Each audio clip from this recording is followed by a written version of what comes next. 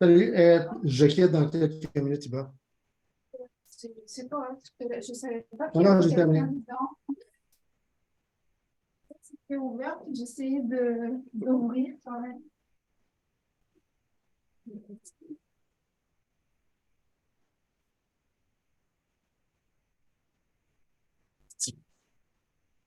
J'ai pas l'impression que c'est quelqu'un qui est assis. Moi, j'ai comme un espèce de peur, je sais pas, j'ai besoin de même quand je me lève la nuit, on dirait que j'ai l'impression d'halluciner un pendu. J'ai comme une Ah peur ouais. des pendus dans la vie. Fait que j'ai comme, j'aime pas ça de lever la nuit et voir des ondes. J'ai dit, un familial, quand le maintien, notre chambre est en haut, quand on monte, genre, mettons que lui, c'est le dernier qui ferme la lumière, puis là, je monte des fois. On dirait que j'ai comme peur, je veux pas regarder, j'ai l'impression. Fait que là, à chaque fois, c'est comme, genre, il la regarde en blanc, ok, je la ferme.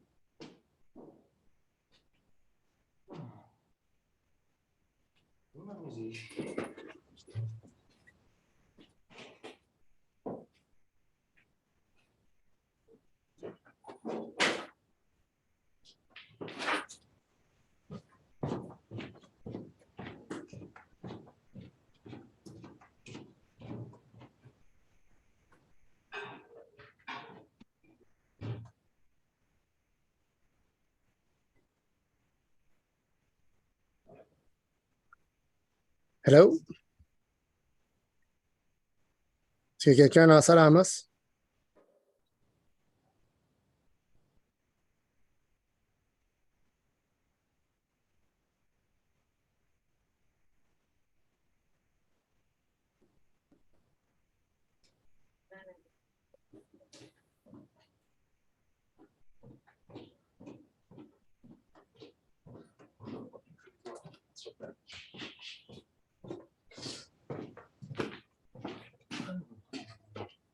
Moi, je suis. Allô? Allô? Salut Gabriel, ça va? Oui, toi, ça va? Oui, écoute, pourrais-tu me rendre un petit service? Sur le Ouais. iPad, là, tu as un bouton qui te permet de voir les participants. Ouais. OK, il y a moi puis Janie. Pourrais-tu donner le rôle de co-hôte à Janie? Hein? Si tu cliques sur le nom de Janie dans la liste des participants, là, tu devrais avoir une option de la mettre co-hôte, co-animatrice, quelque chose Ah comme ça. oui, ok. Nommer co-hôte, ok. Oui, c'est elle qui va laisser les gens rentrer dans la salle. Moi, je ne peux pas être là. Ouais, il n'y a pas de problème. Après, je connaissais. Ah, c'est Après, bon. ouais, c'est bon.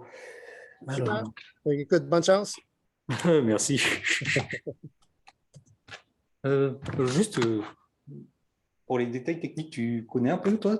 Si, Oui, oui, oui. Là, écoute, pour partir, il faut que tu te connectes à l'ordinateur ouais, avec ton compte. avec ton compte. Alors, déjà. Une fois que tu seras connecté, tu pourras mettre ta présentation sur le bureau, par exemple, là. Oui, je vois.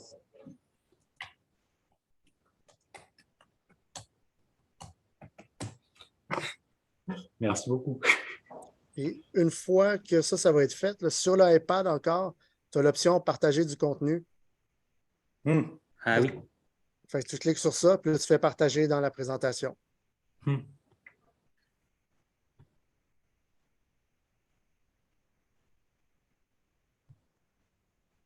Parfait. Alors,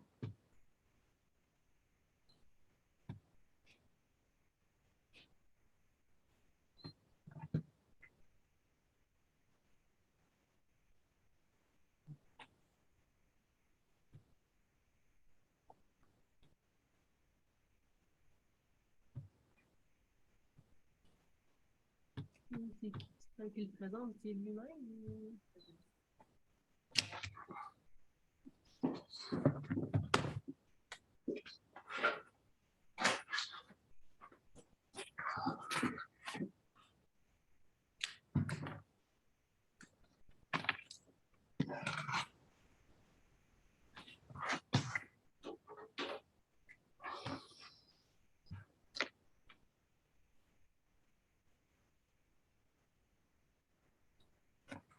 Est-ce que ça va, Gabriel? ça va, j'attends que Ça se l'ordi connecte? s'allume. Et vous, ça va? Oh, oui, ça va. Hmm.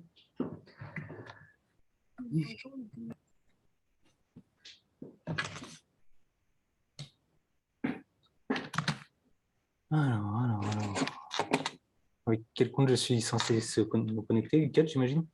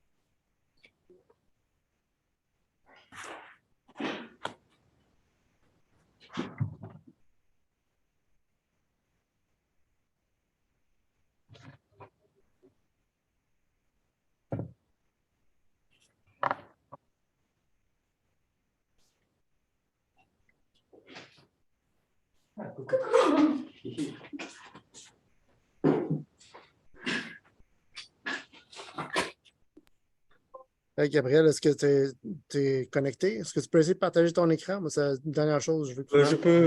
Je peux essayer de partager, mais Ouais. ça montrera mon compte qui est en train de charger. Ben, c'est pas grave. Ah, alors, c'est bon. Alors, Bonjour, Élise. Allô? Allô. Oui.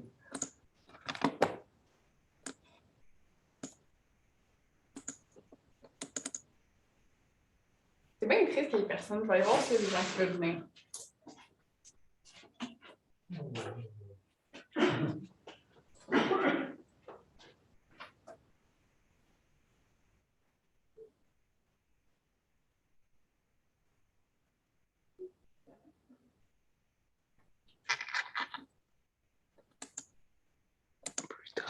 Et donc, c'est bon. Partager du contenu.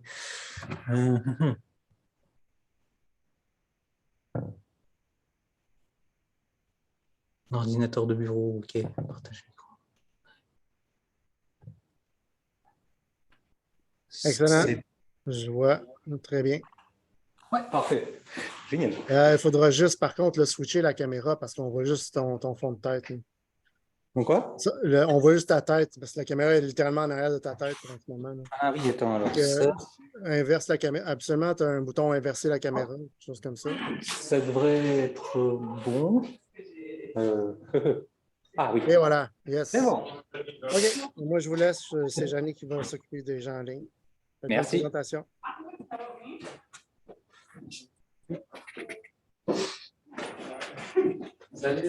Salut.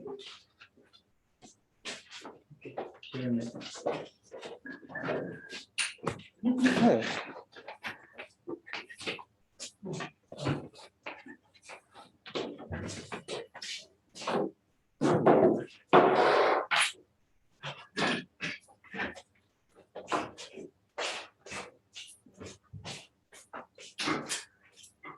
Bon, ben, merci d'être là. Hein.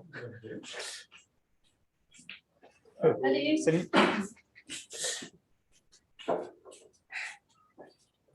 Bon, bah. Bonjour à tous, merci à vous. Et je suis heureux de vous présenter mon doctorat sur donc, les facteurs qui participent à l'expansion des vers de terre et la façon dont ils influencent les sols et les plantes dans une forêt boréale mixte à la frontière du Québec et de l'Ontario. Tout le doctorat vient donc du moment où l'on a extrait on était extrait en fait des vers de terre en 2016 au nord de Rouen. Alors, ce que vous voyez là, en fait, c'est un document qui date de 2009, et c'est le principal indice que j'avais lorsque je suis arrivé, qui avait été publié sur la présence de vers de terre. Un mul, c'est un sol qui a été mélangé, et il a probablement été mélangé par des vers de terre. Alors, pourquoi on se pose la question déjà? Parce que tout le monde sait qu'il y a des vers de terre ici. En fait, c'est parce que les vers de terre, ils ne sont pas natifs du Québec. Ils ont été importés par les colons européens. Ils sont maintenant répandus par le transport routier principalement et par la pêche, où les pêcheurs sportifs abandonnent leurs appâts de pêche, qui sont des vers de terre. Bon, le problème étant que les vers de terre sont connus, même dans n'importe quel travail d'agronomie, pour avoir des effets à la fois sur le sol et aussi sur la flore. Donc, là, c'est là que ce doctorat intervient. Il cherche à voir différentes choses. Déjà, premièrement, les facteurs qui peuvent amener les vers de terre à être présents dans un site et avec différentes espèces de vers de terre qui sont présentes dans chacun des sites. Donc, on est allé identifier différents sites feuillus résineux sur 2 régions différentes, le Québec et l'Ontario. Et pourquoi le Québec et l'Ontario et à la frontière et de part et d'autre de la frontière? Parce que il y a beaucoup plus de champs du côté québécois où il y a en fait, un programme gouvernemental de colonisation que du côté ontarien. Donc, on peut voir l'effet du paysage. Donc, on va, dans notre cas, s'intéresser à différentes choses.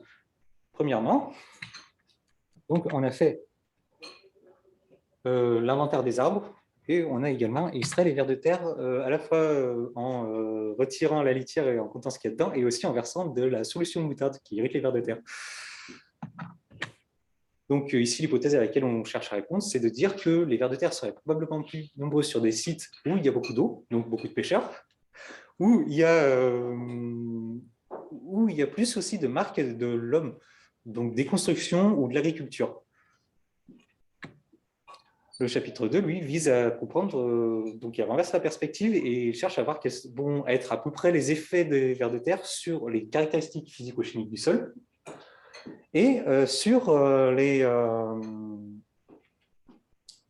la flore de ce bois.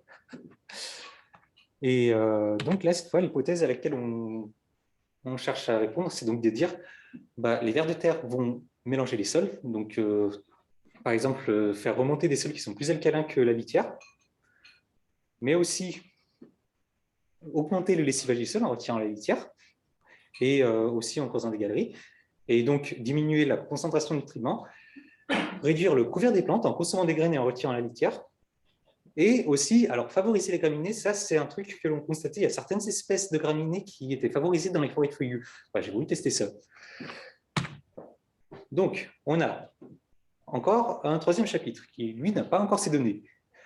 Je vous l'explique rapidement, c'est une expérience donc en cours, en Mésopause, dans lequel on va chercher à voir comment différentes espèces d'arbres vont être influencées par la présence de vers de terre en fonction du sol et de la litière, avec l'idée que les feuillus vont être favorisés à cause de la forme de l'azote et que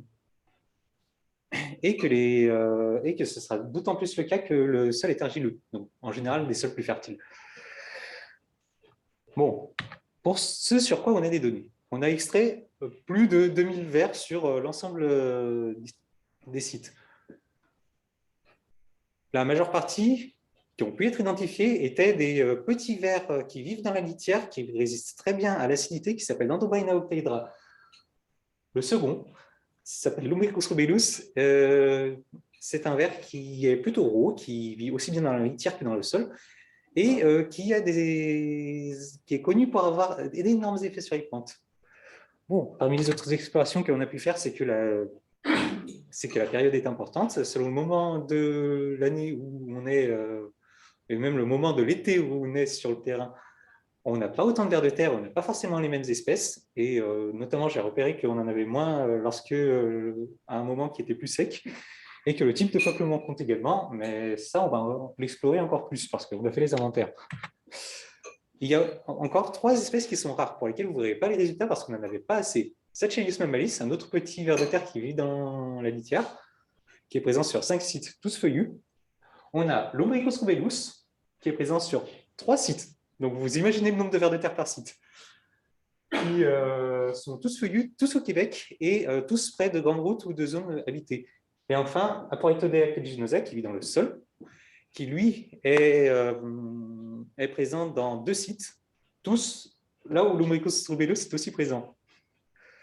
Bon, pour ceux pour lesquels on va les donner, alors ce que je vous représente ici est le résultat, en fait, c'est la représentation graphique d'un modèle négatif binomial. En gros, c'est un moyen de faire en sorte de gérer des données de contact qui ne correspondent absolument pas à ce à quoi on s'attendrait dans n'importe quelle donnée de comptage.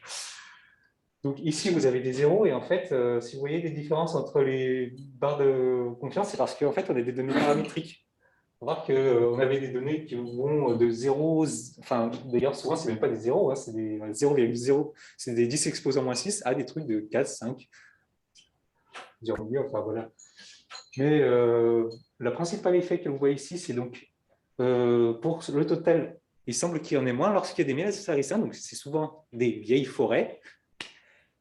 Et quand on voit espèce par espèce, on voit l'effet, pas étonnant du tout, des feuillus. Et donc notamment des peupliers faux tremblants. Et puis ensuite, on voit d'autres effets qui, eux, sont liés à l'espèce. Cette phrase, je vais le dire souvent. Bon, autre façon de représenter les données, donc on a tassé le graphe ici. Là, maintenant, on cherche à connaître l'effet du paysage. Donc, on a mesuré différents facteurs. En fait, par géotraitement, j'ai fait ça sur QGIS. Et donc, on voit déjà qu'il y a plus de vers de terre en général, là où il y a des zones à haute réflectance spectrale que l'on voit en orthophoto.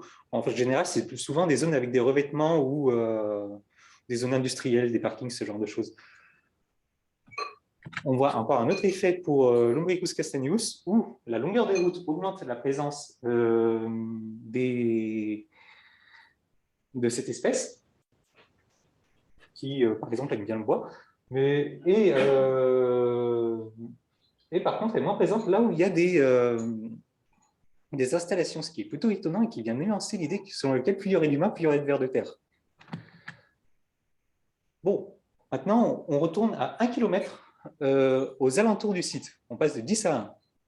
Là maintenant, on voit que déjà, plus il y a de cours d'eau, plus il y a de vers de terre. Plus il y a de prairies, souvent des pâturages, plus il y a de vers de terre. Plus il y a d'installations forestières, plus il y a des vers de terre. Moins il y a de routes, plus il y a de vers de terre. Étonnant. D'autant plus étonnant que du côté de Lumbricus-Castellio, si vous vous souvenez bien, à 10 km aux alentours, l'effet était positif. Il semblerait qu'on ne mesure pas du tout la même chose. Bon, de l'autre côté maintenant, l'effet des sols, en général, ce que l'on voit globalement, c'est que plus il y a de vers de terre, plus le sol est alcalin, plus le sol est azoté, moins il est carboné et moins il est ferreux. Bon. On peut aussi repérer d'ailleurs que plus il y a, qu'il existe un effet espèce qui est assez important selon les sols, par exemple. On voit des effets sur le soufre dans le cas d'Androbina octaedra, sur le cuivre dans le cas de Lumbricus castaneus, et ainsi de suite. Et bon, pour ce qui est de l'effet sur la flore de ce bois, on peut déjà voir plusieurs choses, hein, mais déjà, la première chose, plus il y a de vers de terre, moins il y a une graminée. Ça fait tomber une hypothèse, ça laisse à penser que ce que l'on sait des forêts de feuillus ne peut pas être appliqué tel quel dans les forêts boréales. L'autre chose, c'est qu'on peut faire la comparaison avec les espèces. Avec l'Androbina octaedra, globalement, le schéma est le même. Et ce n'est pas étonnant, c'est l'espèce la plus présente dans la plupart des sites, donc il domine probablement les effets. On voit que l'effet est à peu près le même pour le Lumbricus rubidus, à quelques exceptions près, comme la ronce pubescente par exemple, mais surtout, regardez bien le saut de salon pubescent. L'effet est négatif. Chez Lumbricus castaneus, l'effet est positif. Donc, et on parle donc de deux espèces qui ont à peu près le même mode de vie, qui vivent dans la litière. Donc, on voit que réunir les vers de terre pour expliquer les subtilités de la flore de ce bois, ça ne marche pas. Il faut vraiment y aller espèce par espèce. Bon, donc, sur l'ensemble du doctorat et ce que l'on sait maintenant, déjà, qu'est-ce qu'on peut dire? Les vers de terre, ils sont présents, ils sont actifs. C'est con, mais c'était l'une des premières choses que j'étais censé voir. Ils sont plus présents dans des zones qui sont plus feuillues, où il y a plus d'eau, et aussi, d'ailleurs, ils sont moins présents dans des zones plus anciennes. Ça laisse à penser d'ailleurs que l'un des facteurs de progression des vers de terre, c'est notamment la coupe du bois, puisque la coupe forestière vont rajeunir la forêt et rajouter des feuillus. Là où ils sont présents, le sol est plus alcalin, plus azoté et moins carboné. Ça laisse à penser aussi que cela favoriserait des plantes que l'on dit rudérales, que l'on voit souvent à côté de chez nous et que l'on voit souvent à côté des installations humaines et qui souvent apprécient des zones qui sont très azotées. La présence des vers de terre implique une altération de la flore de ce bois. Alors, je ne vous ai pas tout montré, il y a aussi un effet sur les pentules d'arbres. Et on voit notamment qu'on a fait tomber une hypothèse à côté de ça, il y a moins de poids assez, mais on voit aussi que la question de savoir comment les arbres et comment les plantes vont être affectées et la question de la biodiversité de ce bois en présence de vers de terre, elle se pose réellement. Bon, tout ceci étant dit, il n'y a pas de secret. Pour savoir comment on va s'adapter à la présence de vers de terre ou quels sont les effets des vers de terre, il faut les identifier. Donc, du coup, on a à peu près des résultats qui sont généraux. Bon, là, l'une des principales limites de ce doctorat, il ne faut pas se le cacher, c'est qu'il y a 24 sites. On étudie à l'échelle des sites, il y en a 24. Ce n'est pas énorme, mais il faudrait faire de nouveaux études de terrain pour avoir de nouveaux sites. Mais, au fond, finalement, la mission du doctorat, elle est accomplie dans ce cas-là. Hein. En gros, on a fait une exploration. On pourra dire beaucoup plus de choses. On sait des personnes qui voudraient faire des études maintenant, et ils ont des données sur lesquelles se baser. Ils savent que l'effet espèce est important, que l'identification sera donc une question, que selon la période où l'on vient, il y aurait différentes concentrations, que ça a des effets sur le sol et ainsi de suite. Maintenant, pour des gens qui voudraient poser des questions plus précises, ils pourraient le faire. Et notamment, il y a un doctorat qui pourrait suivre ou non, mais il se pose la question de l'effet du traitement forestier, parce que derrière ce doctorat, il y a aussi des intérêts forestiers. Donc voilà. Il y a, en gros, ça, c'est le tout début d'une grande ère d'exploration des vers de terre dans les forêts boréales. Bon, parfait. En tout cas, je vous remercie d'être là. Et si vous avez des questions, n'hésitez pas.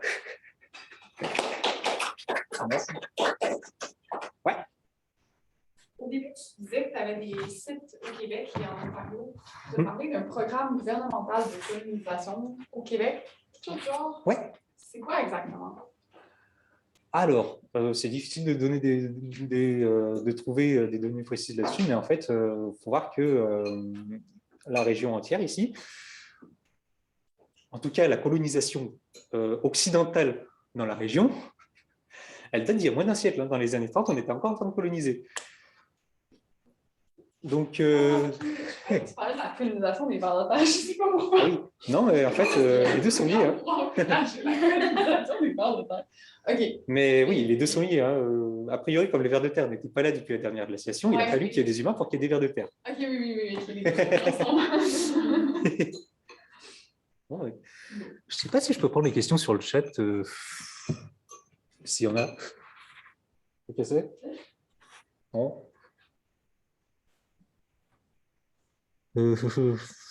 Oui. Oui.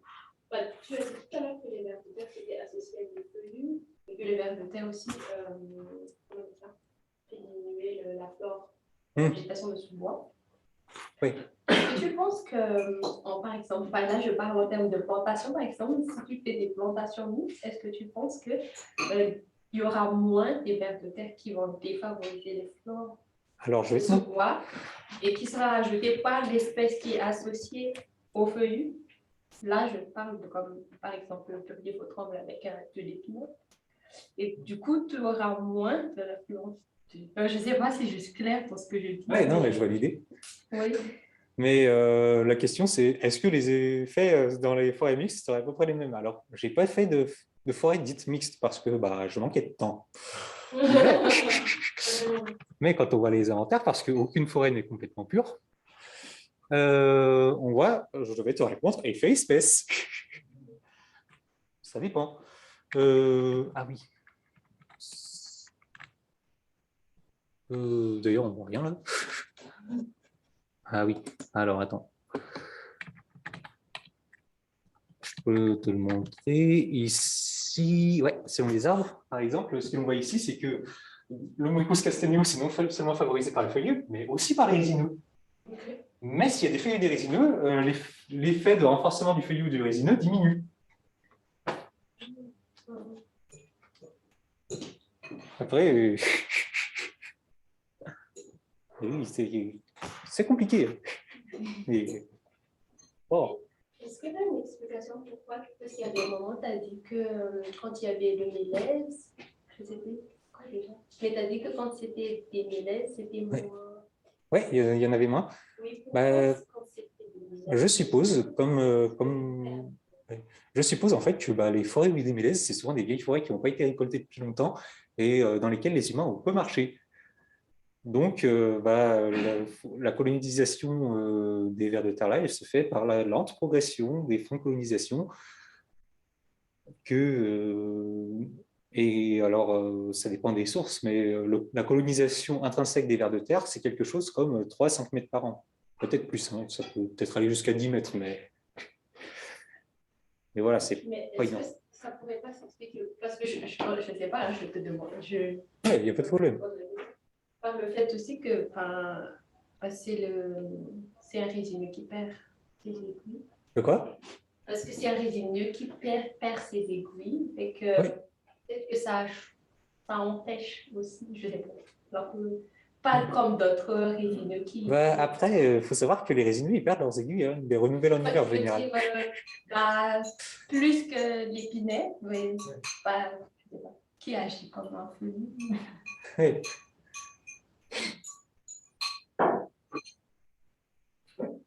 peut-être que tu l'as dit, j'ai mal compris, là, mais qu'est-ce qui va favoriser les vers de terre dans une forêt de feuillus? Est-ce que c'est que le sol est moins acide? Est-ce que c'est plus par rapport au sol? Alors, tout ça, c'est des suppositions qu'on peut faire. Alors, il faut que je le dise. Moi, ce que j'ai établi là, c'est des corrélations. En fait, pour avoir des effets de cause à effet, alors j'ai essayé de faire la narration selon laquelle on chercherait des causes à effet, mais en fait, non. Parce que moi, je ne suis pas allé chercher plus loin dans les mécanismes. Je n'avais pas forcément le temps de faire ça. Mais une des suppositions, c'est ce qu'on voit dans la littérature. Hein. La litière feuillue est plus facile à consommer pour les vers de terre. Les vers de terre préfèrent des sols qui sont quand même moins acides. Ce genre de choses. D'ailleurs, on voit l'effet dans les sols. Les vers de terre sont là sur des sols plus alcalins. Les vers de terre préfèrent les sols alcalins. Bon. Ouais, merci. Ouais. Oui. Et voilà. J'ai pas osé ça. Ouais. Est-ce que c'est parce qu'ils préfèrent les sols alcalins que la moutarde les fait sortir? Hein? La moutarde, pourquoi ça fait sortir des vers de terre? Est-ce que c'est parce que c'est acide? Alors, ça les irrite. En gros, c'est un peu comme si on mettait du poivre comme ça sur une colonie humaine et que tous les humains sortaient à cause des nuages de poivre.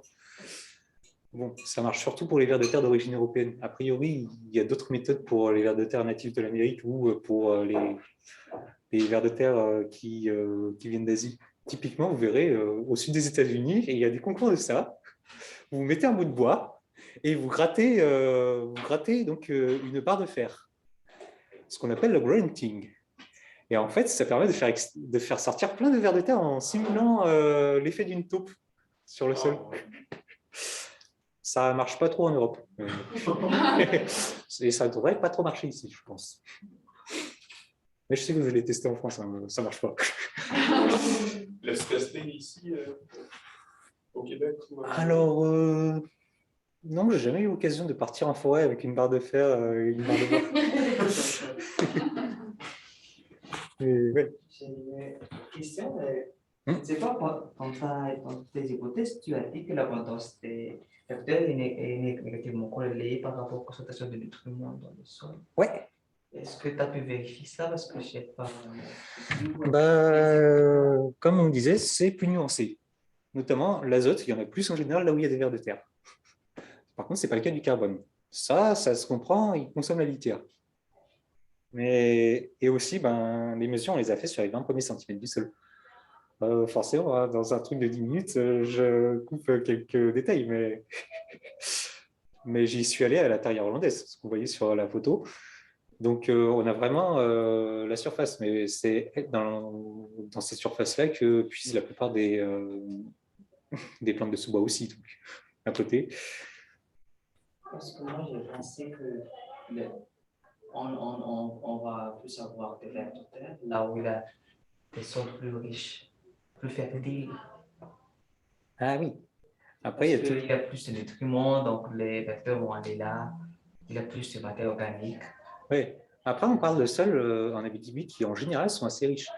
Ça, ces effets sur les nutriments, les effets de diminution des nutriments, alors, on les voit dans la littérature. En fait, là encore, pour l'hypothèse et aussi pour présenter, j'ai simplifié le truc.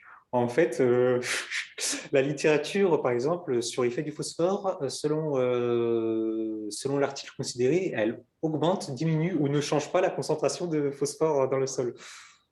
Comprenez, en fait, ça peut être n'importe quoi. Mais souvent, on constate quand même une diminution des vers de terre et c'est probablement lié à des mécanismes de lessivage. C'est un effet qu'on ne constate pas forcément, par exemple, dans les études agronomiques. Mais là encore, il y a aussi possiblement des biais, disons, culturels dans ce cas-là, c'est que les agronomes, ils veulent protéger les vers de terre. Pour eux, c'est une part importante d'un champ. Les forestiers, eux, ils y voient une espèce envahissante. Ils s'en inquiètent. Moi, je travaille pour un forestier, donc je m'en inquiète. C'est sûr que ça peut diminuer, mais si par exemple, tu vas vraiment comparer les sols non fertiles par rapport aux sols fertiles, et là, tu vas avoir différents. Alors, il y aurait peut-être un effet de la texture. Alors ça, c'est encore au labo. J'attends que ce soit envoyé. Et après, je pourrais l'ajouter. C'est pour ça que je n'ai pas commencé à écrire mon article sur ce chapitre, d'ailleurs. Ouais. aussi un peu ce que Thierry dit, parce que, enfin, je ne sais pas expert dans ça, mais dans ma tête, genre, s'il y a plus de vers de terre, ça veut dire qu'il y a plus de nutriments parce que c'est les vers de terre qui décomposent, donc il y a moins de carbone, plus de nutriments disponibles pour la plante, parce que c'est plus décomposé. Donc dans ma tête, c'est comme plus fertile. Vers de terre égale plus fertile. Bah, en fait, si tu veux, même sur vers de terre, il y aura toujours des champignons, par exemple, pour décomposer les plantes. Il y a toujours des microbes aussi pour décomposer la litière. C'est plus long, c'est beaucoup plus long, mais ça se fait. Et les forêts ici, elles se sont adaptées à ce long cycle de décomposition de la litière, avec une litière stratifiée qui a l'avantage aussi de protéger les plantes. Et les vers de terre vont foutre la bazar là-dedans. Donc, d'ailleurs, si on regarde dans la littérature, on trouve souvent en effet où les vers de terre vont augmenter la disponibilité des nutriments dans les premières années lorsqu'ils arrivent, puis ensuite ça diminue et à la fin il y en a moins parce que les nutriments ont souvent été lessivés. Après, on parle ici de milieu forestier, encore une fois, hein, pas agricole, donc forcément le contexte il est différent et il n'y a pas forcément de litière restante dans un champ, ce qui est le cas dans une forêt. Et voilà. C'est tout bon? Merci beaucoup. Merci. Merci à vous. Un petit commentaire sur la présentation visuelle. Ton dernier PowerPoint, quand tu parles des conclusions, c'est vraiment difficile